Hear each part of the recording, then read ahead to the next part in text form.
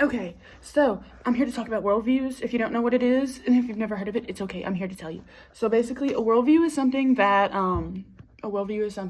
is like a collection of attitudes, values, stories that specificate us with some ideology. Some of these are like nihilism, which has basically the meaning of the concepts of the universe and God is just nothing. It's meaningless. Then you have naturalism, a concept that is literally just everything in the entire world is just natural.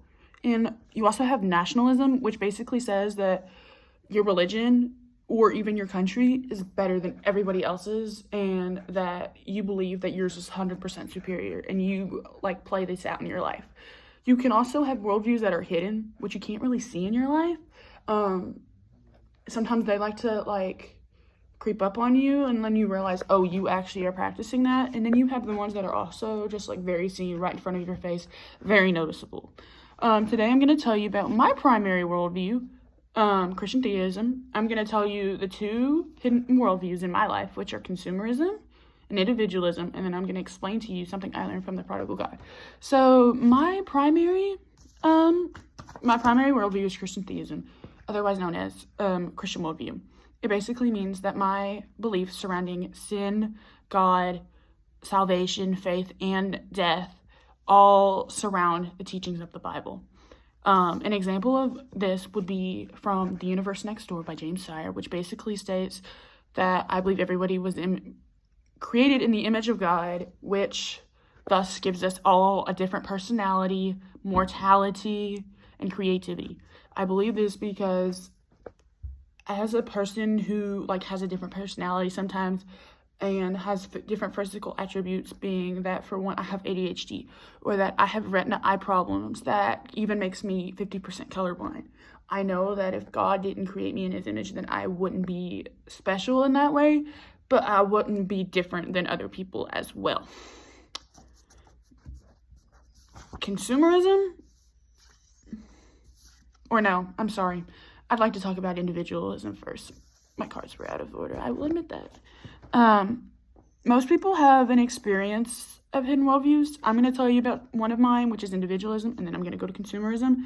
So basically, individualism has this overarching theme that basically understands that we need to be independent, and that the universe and like our lifestyle should be centered around ourselves instead of something else.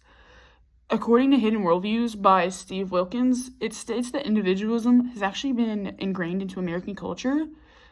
Growing up in Kentucky, I definitely saw this because whether it was my teachers, my grandparents, even my parents, they would try to get me to pursue things that was in my unique interest in goals.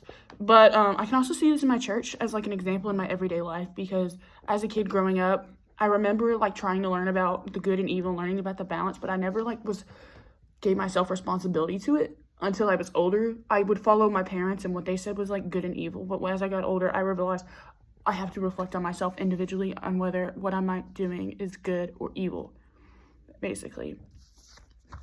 Consumerism. So consumerism is a concept that I've heard before. I never really understood what it meant, but basically I did not expect it to apply in my life, but it did. According to Hidden Worldviews by Steve Wilkins, it states that consumerism starts with like something that's good, but it absolutizes it. Sorry. Causing the belief we can find fulfillment in accumulating wealth and everything. This applies in my life in a very hard way. This actually isn't direct to me, but it's through my sister. We have not gotten along in the last year. She turned 16, and sometimes I swear I blame it on it, but I don't know if that's what it is. We would scream at each other when we got out of the car. It would feel like I was getting bullied by her sometimes, and it was and while we're still struggling, it's hard, and it's okay. But basically, she would use this excuse that I didn't have a job for a long time and say, oh, you don't have money or you don't have a job. Be quiet or shut up. And it would make me so mad, because even when I would make money, she'd be like, oh, I'm making more than you, so stop. And it made me see that she was using one of the things in Hidden Worldviews that describes money as power. She was using it against me by taking advantage that I didn't have money.